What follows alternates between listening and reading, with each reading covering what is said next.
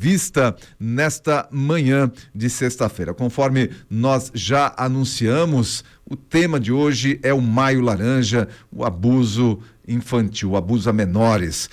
Para falar sobre esse assunto, a doutora Cleise Navarro, que é neuropsicóloga, e nessa manhã vai tratar desse assunto tão importante com a gente. Bom dia, doutora Cleise, muito bem-vinda. Bom dia, muito obrigada pelo convite para falar desse tema tão importante. Pois é, o Maio Laranja, todo mês tem alguma conscientização, né? E o Maio Laranja está ali junto com o Maio Amarelo, que é uma conscientização importante do trânsito também, e a gente normalmente corre o risco de ficar na sombra do Maio Amarelo, que é a conscientização sobre o trânsito, mas não dá para deixar esse tema à sombra, porque ele já está à sombra há muito tempo, né, doutora? Perfeito. É um tema que, como, né, às vezes eu gosto de trazer, ele sempre existiu, mas é um tabu ainda, né, dentro da sociedade, dentro da família, mas é extremamente importante falar sobre isso. E a gente conversava aqui antes de começar a nossa conversa oficial aqui, de que por normalmente envolver a família, é um tema complexo, muitas vezes as pessoas se escondem através disso, são protegidos às vezes pela própria questão da família. Exatamente, porque requer tomadas de decisões, requer enfrentamento, confrontos, e que muitas vezes essas famílias não estão preparadas, né? Muito bem, mas vamos falar do aspecto que envolve a criança, o adolescente que sofre esse tipo de abuso e que, gente, mais uma vez eu reforço aqui, nós não estamos falando de São Paulo ou dos Estados Unidos, não, nós estamos falando de Timbó, aqui do seu bairro. Nesse momento, alguma criança, algum adolescente pode estar sofrendo aqui na nossa região, aqui em Timbó, em Rio dos Cedros, em Pomerode, em Benedito Novo, em Doutor Pedrinho, pode estar sofrendo um abuso. Nesse momento, agora, durante a nossa programação. Então, doutora, quais são os principais sinais emocionais e comportamentos que uma criança pode apresentar após sofrer abuso? Vale lembrar que é muito importante que a criança, ela tem um meio de se comunicar muito diferente do adulto, né? Então ela nem sabe muitas vezes encontrar as palavras para descrever aquilo que aconteceu ou que ela está sentindo. Então os principais comportamentos ou principais mudanças que a gente identifica em crianças que sofreram abuso é realmente a mudança comportamental. Então é aquela criança que era uma criança bastante extrovertida e essa criança começa a ficar mais quieta, essa criança começa a se retrair, às vezes em um determinado local, não quer ir mais para um determinado local ou com determinadas pessoas. Pode acontecer também uma mudança onde essa criança era uma criança super dócil e de repente ela está muito agressiva. Então toda mudança brusca de comportamento precisa ser analisada.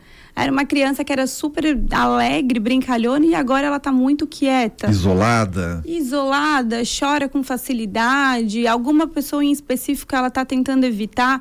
Não tem como nós não olharmos para isso. Nós precisamos dar uma atenção que algo está acontecendo. Nem sempre é um abuso, mas tem algo de errado ali.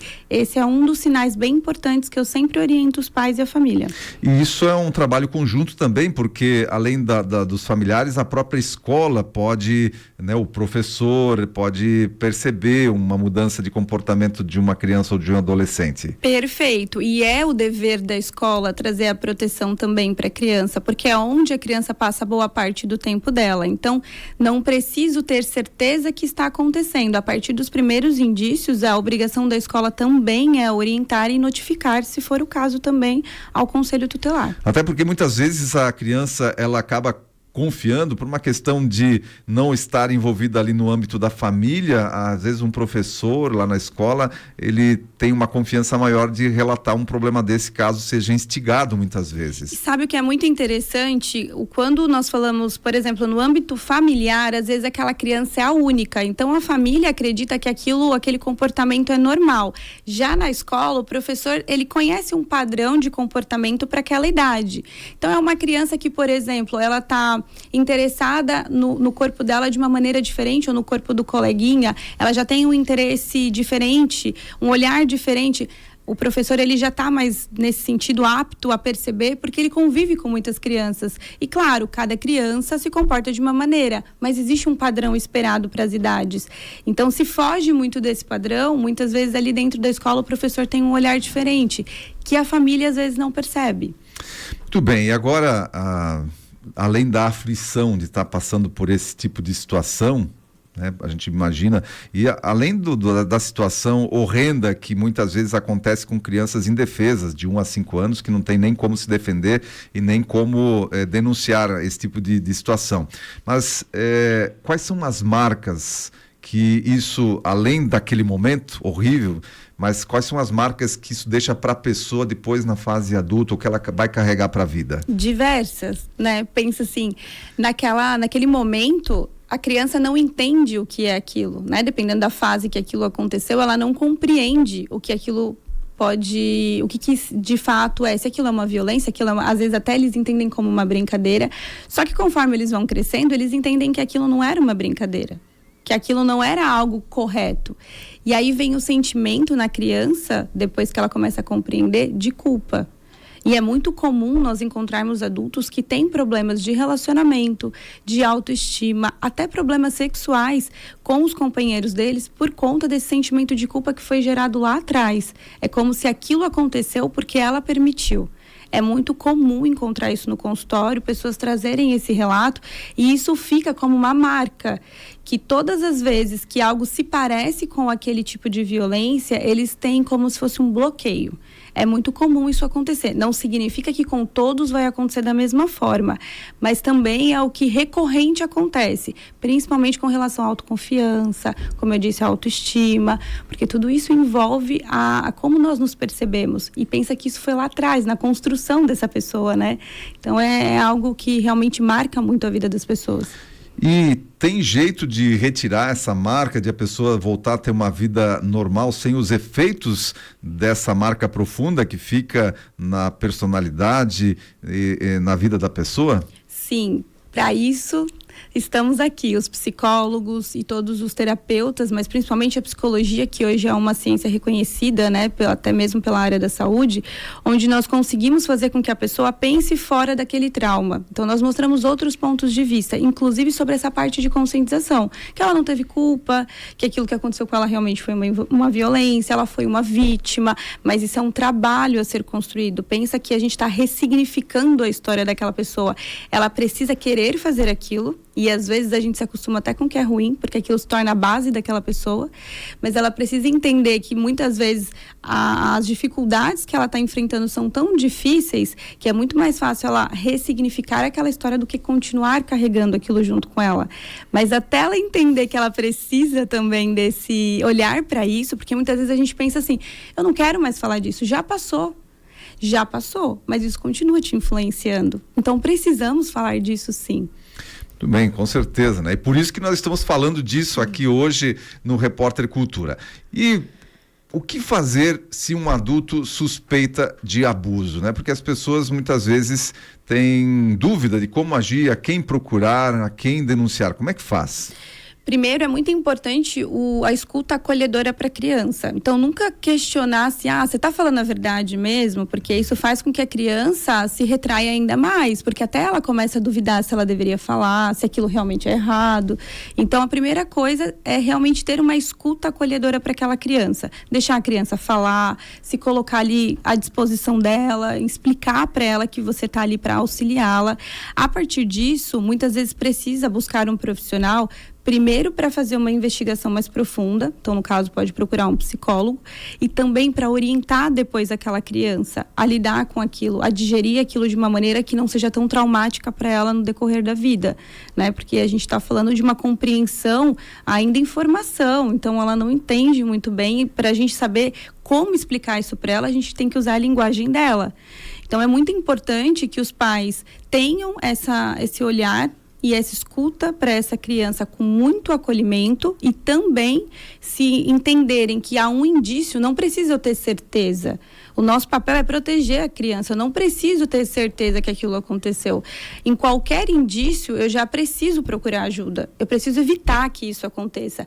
Mas se aconteceu, aí eu já entendo que o primeiro passo, eu preciso procurar muitas vezes assistência social para fazer as denúncias, porque existe todo o trabalho de proteção à criança. E a partir disso também um profissional para me auxiliar e auxiliar essa criança da melhor maneira, para que ela realmente não precise carregar essa culpa que futuramente ela vai sentir depois, dependendo da idade, né? O problema também é quando isso acontece no seio da família. E muitas vezes tem duas situações. A primeira é a proteção da família. Muitas vezes a mãe, a companheira sabe o que está acontecendo, mas tem uma questão da proteção, da subsistência, da necessidade, mas se eu fizer isso, eu vou, né? Quem é que vai sustentar essa casa? E tem a questão das ameaças também, que muitas vezes são para as crianças e adolescentes que são ameaçados. Ó, se você contar para alguém, eu vou te matar, eu vou, sei lá, fazer alguma coisa de ruim para tua mãe ou para alguém, para algum familiar importante. E aí como lidar essas crianças, de repente, que até podem estar ouvindo a gente aqui, ou as mulheres, muitas vezes, né, que podem estar sendo ameaçadas. Como lidar com isso? Primeiro, algo que você falou que é muito importante é que isso é frequente acontecer com pessoas próximas. Então, normalmente são familiares ou amigos, pessoas que convivem com a criança. É muito difícil acontecer uma situação de abuso com alguém que não é conhecido pela família ou pela criança, né?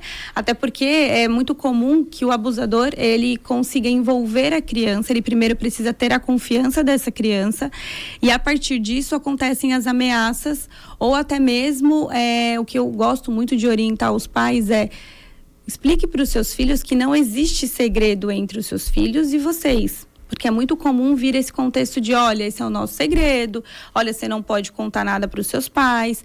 E a criança, ela compra essa ideia, né? Então, isso é um trabalho de orientação.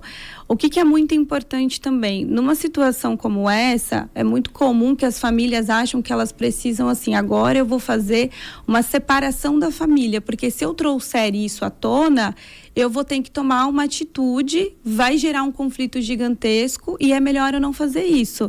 Só que a gente está falando de uma criança, o nosso papel é proteger ela. Do futuro dela, né? Do futuro dela, de uma família que vai ser destruída lá na frente. Você não quer destruir agora, mas ela vai ser destruída lá na frente, provavelmente. Porque essa criança vai ter que lidar com isso sozinha. E como que vai ser a construção da família dela? Como que vai ser as relações dela, né? Então, quando acontece esse tipo de situação, o primeiro passo é realmente você, junto com as pessoas de confiança, entender qual é o melhor caminho a ser tomado. Ah, mas é a pessoa que traz o mantimento, que é o provedor da casa que está acontecendo isso. Se o provedor da casa está fazendo isso, está trazendo esse tipo de agressão para dentro do teu lar, então já passou da hora de você entender que não é mais o teu lar ali não é um lugar para você estar. Você vai precisar buscar ajuda de outras pessoas para conseguir trazer essa provisão de outra maneira. Mas se existe uma criança que está sendo desprotegida, está em um ambiente vulnerável desse tipo de violência, é um crime nós fecharmos os olhos e continuar permitindo que isso aconteça. Muito bem, olha, eu quero agradecer a sua participação aqui, a gente sabe também dos compromissos aí da doutora Cleise Navarro, e quem estiver ouvindo a gente e estiver precisando de ajuda psicológica para esse tipo de situação e para outro tipo de situação onde a psicologia é o caminho, como é que faz? Como é que acha os seus serviços, doutora Cleise? Sim, hoje nós temos uma clínica de saúde mental, que é a Clínica Plenos, fica ali na rua Germano Brand Sênior, ali na rua do Hospital Oase. Hoje nós atendemos tanto o público infantil, adulto, casais. É muito importante hoje nós entendermos o momento que a gente precisa dessa ajuda e hoje, cada vez mais, a psicologia tem sido fundamental, né, na vida das pessoas. Então, eu agradeço muito também por esse espaço, porque eu acho muito importante nós falarmos sobre esse tema que esse e muitos outros que estão sendo recorrentes, né? E as pessoas precisam desse conhecimento. E claro, o nosso papel como psicólogo é realmente prestar o serviço para a população, para a comunidade, para pessoas. Nós estamos aqui para isso. Então, todos que precisarem, nós com certeza vão receber o nosso acolhimento lá na Plenos.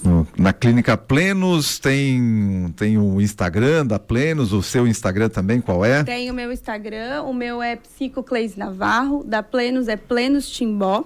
Então, todo mundo que quiser conhecer um pouquinho do nosso trabalho, só ir lá no Plenos Timbó, que vai ter todas as informações, todas as profissionais que atendem lá também.